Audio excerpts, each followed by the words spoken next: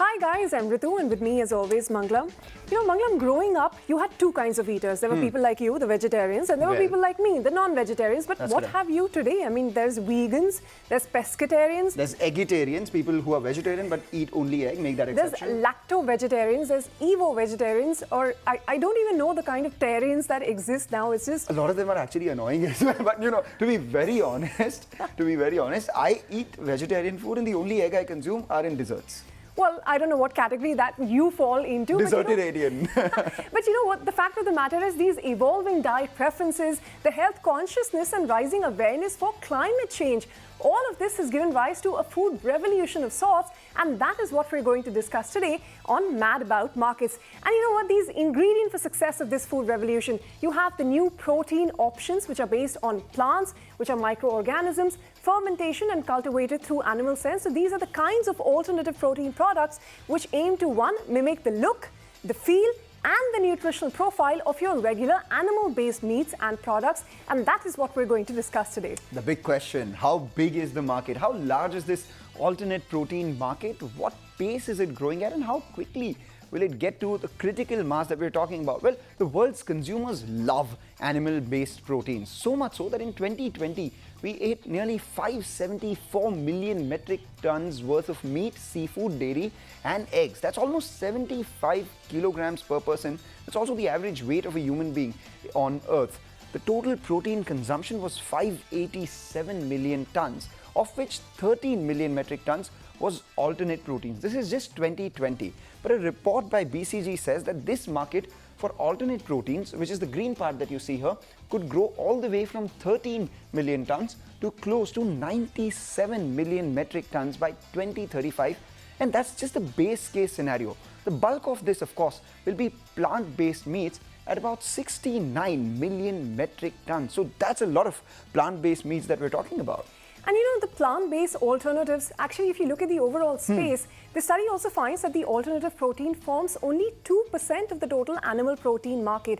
So that is the potential for growth, because by 2035, it is expected that they will make up almost 11% of the overall protein market. And that, again, like you said, was a base case scenario, right? In a faster technological innovation scenario where there's full regulatory support, it could speed up growth all the way to 22% in an optimistic scenario. So huge potential for growth from 2% all the way to 22%. On that note, let's bring in our experts on the show today. It's a packed house. We have Deepika Bhan, the President of Packaged Foods at Tata Consumer Products, Ashu Phake, the Vice President and Business Head of Frozen Foods at ITC, Varun Deshpande, who is the Managing Director at the Good Food Institute, are some of the people joining us. And that's not all. We also have Sandeep Singh, who is the co-founder of Blue Tribe Foods. Remember, this is the one that has Virat Kohli's investment in it. Shraddha Bhansali, the COO and co-founder at Evo Foods too, will join us here in the studio in just a bit. But let's go across to Varun first. Varun, what according to you is the size of the global alternate protein market, and what according to you again is the potential that it has in India itself? So at the Good Food Institute India, we've seen a lot of projections from the likes of Kearney, UBS, JP Morgan, the companies that kind of size these markets globally. Have said that the plant-based meat market in particular is worth anywhere from about $90 billion to $370 billion globally by the year 2030 or 2035, right? And that's obviously a huge multi-billion-dollar global opportunity. The Indian opportunity within that is also sizable, right? Within this decade, the modeling that we've done indicates that we can get to about anywhere from about 1,800 crores to about 3,000 crores plus just for the domestic consumption of plant-based meat, with additional roughly the same size of export opportunity, right? So if you look at the significant opportunity that we have in India, it's not just for the domestic market, but also to fulfill some of that very large global demand for these products. No, absolutely. And, various studies have various estimates. But Sandeep, let me come to you on that note, because, you've been one of the early players in the market. What is the typical target customer? I mean, are you focusing on the vegetarians who are curious to try this mock meat, or is it non-vegetarians who you think will shift because of various reasons? And who is it a harder sell to? First things first, we are not with the vegetarian population. We believe if vegetarians eat our meat, it's achieving nothing on the global scale. It's not reducing greenhouse emission. It's not saving animals' lives. So we are very clearly for the non-vegetarian only, I would say. Vegetarians are welcome to eat it, but to make an impact, we need the meat-eating consumer to switch to us. Now, of course, you rightly said that unlike the West, we don't eat meat like twice a day, like in the West. So we believe even if somebody's eating meat, say thrice a week, if he switches to Blue Tribe once a week, we have made a positive impact. And there are a lot of people who are very conscious. The consumer and the youth of today are very conscious about the impact on the environment. They are a very discerning set of audiences we have today, consumers we have. So a lot of people who are, they know that what industrial meat does, and they are very conscious, and they would like to kind of reduce the greenhouse emission. The youth is very conscious. So the conscious consumer will switch to this, and they are switching. Ashu, how has the consumer acceptance been, and what are your expansion plans in this space? Plant-based diets, if you look at the portfolio that ITC MasterChef has today, in my plant-based diets portion, there is enough and more for consumers seeking alternates in plant, because the idea is, are we giving consumers enough beyond just paneer as an alternate in the veg space? So in my portfolio, I have products as beetroot kebab. If you look at my kebab range, I have beetroot kebabs, I have a dahi kebab, I have a falafel kebab, which is plant-based in a way, right? So that's the space we operate. And now I've introduced the incredible nuggets and incredible burger patties, which is in the plant-based space, as we say. And if you're a non-vegetarian, you have an option to try out the plant-based, or you can also try out the alternate protein in the incredible burger patties and nuggets that we have. Because it gives you a texture and a feel which is similar to a non-veg bite, but it is obviously in the vegetarian space. All right, gentlemen, hold your thoughts. As we said earlier, Shraddha Bhatsali, the co-founder at Evo Foods, is also going to be joining us. Shraddha, welcome to the studio here, and thank you for joining us. The hot new entrant in the plant-based meat or egg category, rather. So I actually wanted to start by asking you, what is the opportunity you saw? Because, I, for one, I am a meat eater. I consume eggs. Why would I go buy a plant-based egg, and how would you convert me with your pricing, for instance? Okay, so the opportunity over here, the one thing we need to understand, right, is when you look at the plant-based market right now, on the innovation bell curve, where, we're at the beginning, we're at the innovator, early adopter phase, right? Yeah. So currently, with the kind of education and the price points which are available on the market, the opportunity is not per se to, convert someone like you who's having it. Currently, it's more for your vegans and vegetarians. But I will tell you, when it gets better. That is the exact opposite of what Blue Tribe told us. For instance, they were saying that target audience is very much and I'm a vegetarian. Yeah. I don't know whether I'll be able to consume an Evo product. How do you convince me to consume a product that tastes like egg? Because I don't like the taste of egg. Okay, so two things. To answer your question first, how do you convince the mass market, right? Yeah. How do you get them to have eggs, right? So let's look at, a product that gives you all the benefits of the eggs that you love, right? Yeah. The taste, texture, protein, all that stuff without any of the nasties, right? So none of the cholesterol, no antibiotics, no cruelty. No smell. And no smell, and it's better for the planet, right? Yeah. And that, at a price point, that is the same as an organic egg. So if you're looking at a better egg, this product is for you. But if you're currently buying an egg at, the conventional egg rate, which is around 7 rupees, this product will be for you, but when I can give you a better value for your money. Yes. How much does this cost? Huh? How much does it cost? This product right now, we're priced in the ballpark of organic eggs currently. Which would be? Between 250 to 300. Oh, wow. From 7 rupees an egg to 250 to 300 an egg. No, not per egg. Oh, okay, per dozen. Which is like 6 to 7.5 eggs. Okay. Depending on the packaging, Okay, makes sense. Would you buy a product like that? And can you use it as an ingredient for which eggs are used, say, baking cakes, etc.? So the product that we have right now, which is the plant-based boiled egg, that you can use exactly how you'd use a boiled egg, right? You can fry it, you can pan grill it, you can use it in a mousse, you can put it on your avo toast, eat it plain, any of that fun stuff. All right, quickly, hold your thoughts there. We're very curious about this product, but we'll get back to you in just a bit. By 2035, it is actually estimated that every 10th portion of meat, dairy, eggs that is consumed around the globe is very likely to be alternative, and that is a best case scenario for the industry. The result is going to be a $290 billion market size for alternative proteins by 2035 globally, and this is going to yield significant benefits, not just for consumers, but like Shraddha was telling us, also for the climate. So a BCG study again finds that the shift to plant-based meat and eggs alone is going to save more than 1 gigaton of carbon dioxide emissions, which is the equal of Japan going completely carbon neutral for an entire year.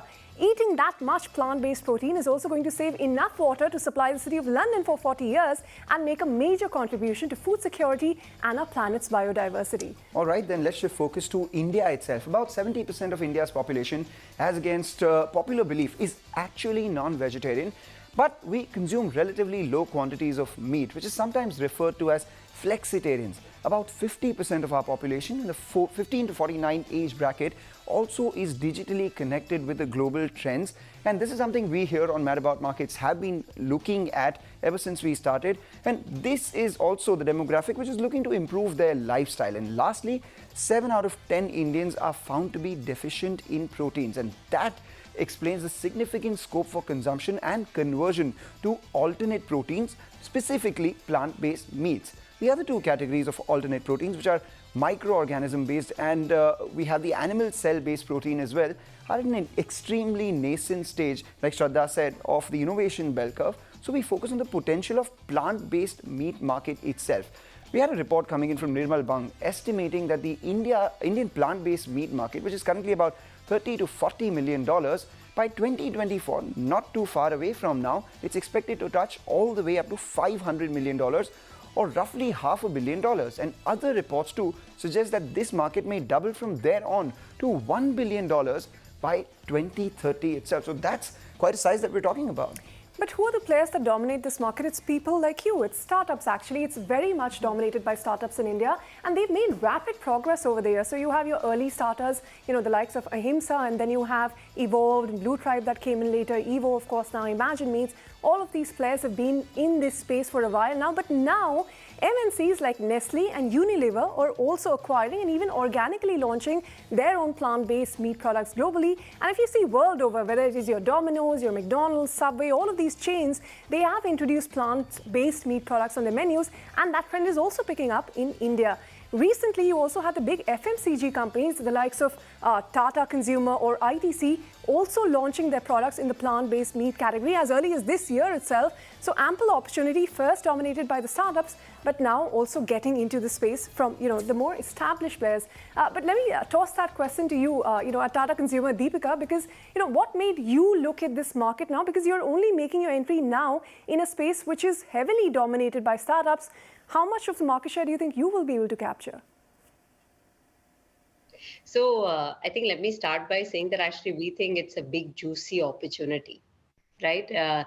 It's definitely a Horizon 3 bet. So we're not in this market for the size today. We're in this market for what it promises to be.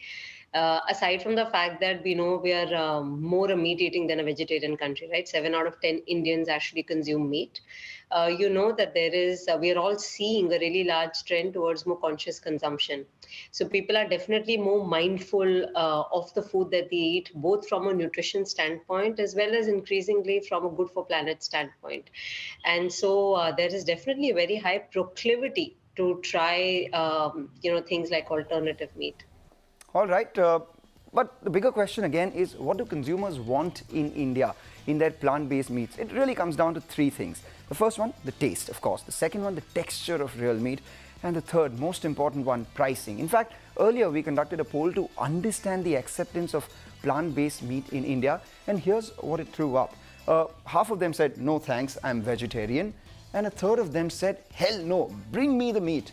5% have switched over to plant-based, whereas 15% have said that they're vegetarian, but they're curious to taste.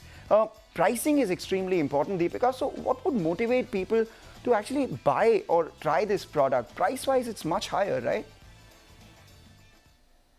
No, I mean, that's a great question, and you're absolutely right. This is very early stage, right, in this industry. And as a result, at this point, the scale economics are not allowing for great cost. So today, if you went out to buy an alternative meat product, it will be more expensive than a meat substitute. Yeah. Anything would be in 1.3 to 1.8x, depending on what flavor you buy. So we are very conscious that one of the challenges definitely in getting this adoption to go up is going to be to offer this at cost which is parity to meat. In an ideal world, you want it to even be cheaper because you want to incentivize consumption. I think with a bit of scale, some of that will kick in. Yeah, so getting price and cost right is something we're very conscious about. At this point, our endeavor has been to pass the first test with the consumer, which is the taste test, right? Because the biggest barrier to entry of the category is going to be if it feels like meat to you. So yes, we are conscious there is higher cost, but that will settle over time. All right, Deepika, take your point, but like we said, again, for companies, it also becomes about profitability. And at an innovation scale, you require a lot of investment to get there. So Varun, what has been the investor interest in this space been like outside in India? Is it as high as what we see globally?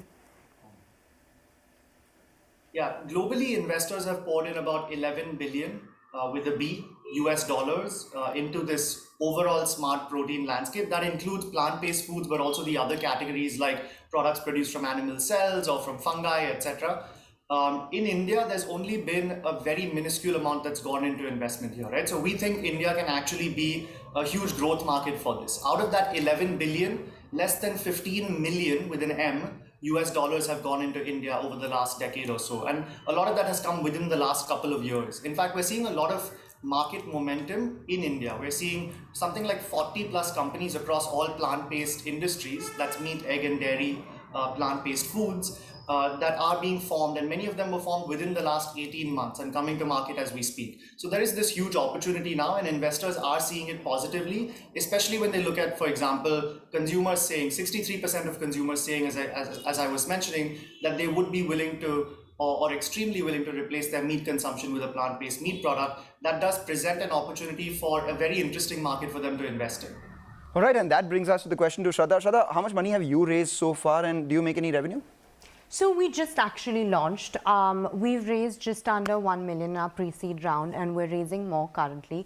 Like you said, yes, it is pretty capital intensive because we have put in a lot of money into the R&D portion of creating Evo. But yeah, we just launched actually 20 days ago, and the response has been fantastic. Actually, the first day for pre-sales without any ad revenue, we sold 1,000 eggs on the first day, pre-sales. So it's been pretty exciting. It is pretty early to give more concrete numbers, but there's a definite excitement in the market for the product. There is an excitement in the market, but do you think it's going to remain more of a metro phenomenon? Is it really going to be able to become a mass product, especially something as niche as, vegetarian eggs? Okay. So, like I've said before, right, the Indian mentality is a value for money mentality. Yeah, absolutely. Taste is amazing, texture is amazing, but when it comes to tier 2, tier 3 cities, if we cannot compete on price, then we can't really capture mass market, right? Like I said, when it comes to value for money, we need to give the customer a bang for the buck. What does that mean, right? Better nutrition capabilities, better functionality, at the same price point. We need to give them everything and more that their animal product can give them. And how close are you to getting there?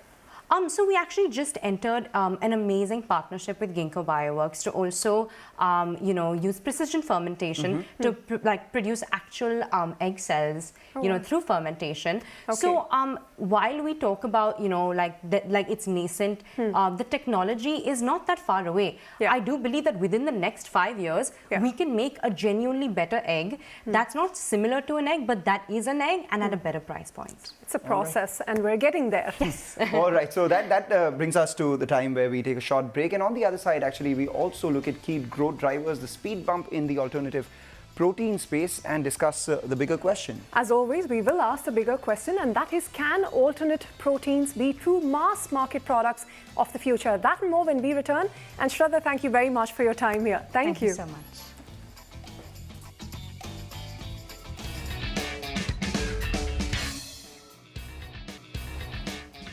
Welcome back. You're on Mad About Markets, and today we're talking about the alternative protein industry, expected to be almost $1 billion industry in India within the next 10 years. But right now, it is a nascent industry, and given that it is a nascent industry like all others, it has its own sets of challenges which it has to grapple with. So consumer acceptance is the biggest one, where the industry needs to maintain consumers' interest in these alternative proteins and their willingness to adopt to them, which could be impaired by concerns about sustainability, about health and safety.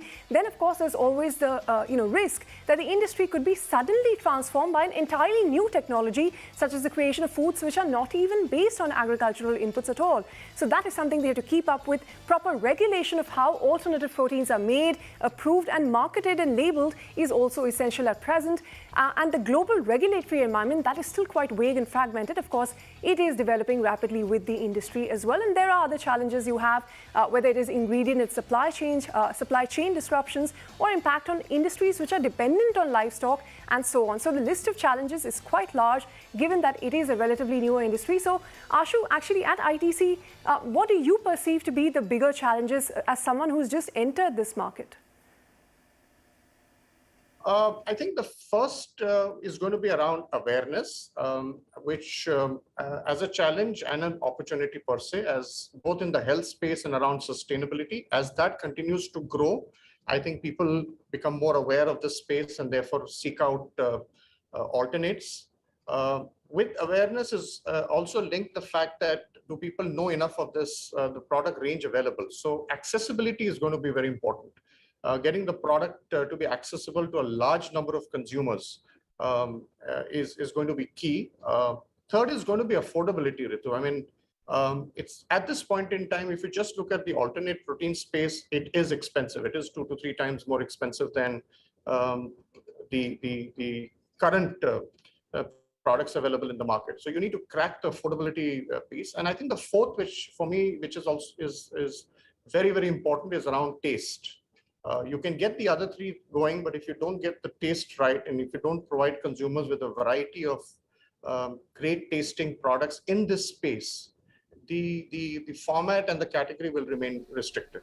Take that point: awareness, access, affordability, and most importantly, taste. But Deepika, what according to you, from a Tata consumer standpoint, are the challenges which are unique in India to promote a product like this? We have our own set of challenges, right? First, let me start by saying that there is greater opportunity than there is challenge. But the big challenges for us as we start to grow the category in India, number one is, just helping the consumer form the new habit. Right. So we're very encouraged by consumer studies that say that actually 6 out of 10 consumers are very open to buying an alternative meat product. So, but helping them make this journey, really changing the habit in a country like India. So that's the first. The second is cost. Yeah, so ensuring that we are able to provide this at a cost which is very close to the meat substitutes is going to be a big game changer in being able to get penetration for the category. So these 2, I think, are the top challenges. The third one I'm a bit more confident about, which is taste. See, we've got to make this change simple for consumers. It's a big change. So as far as the consumer is concerned, the product should taste as good as your meat product does. And I think that's what we're very conscious about. All right, and that brings us to the bigger question: can alternative proteins be true mass-based products in the future here or not? And we pose this question to both Sandeep as well as Ashu. Sandeep, take it away. Being a mass market, company was going to take time for us. I would say we are at least 5 years away from that. And you're right, we cannot be a mass product, nor are we positioning ourselves for that. It's going to take time. So in 5 to 6 years, when there'll be price parity with animal-based product, we could have some chances of being a mass company. We'll have to wait and see when in terms of how it evolves. And if you're specifically talking of alternate proteins, and as I said, this will of course depend on those 4 key drivers around affordability and taste and accessibility and awareness. And that'll determine how the category evolves. But as we say and as we speak, within that there is a category, as I keep referring to it, in terms of plant-based diets, right? which is a whole set of ingredient-led products. So whether the ingredients are lentil-based, whether the ingredients are pulses-based, whether the ingredients has a part of dairy in it, that's the portfolio which is also going to play an important role. So as you give consumers choices in both these spaces, one is plant-based diets and alternate protein spaces, I think the category will start to see emerge differently over the next few years. All right, on that note, we are going to wrap up this edition of Mad About Markets. So Ashu, Deepika, Varun, Sandeep, all of you, thank you very much for taking time out and joining us here today. All right, with that, we wrap up on this edition. See you again, same time next week.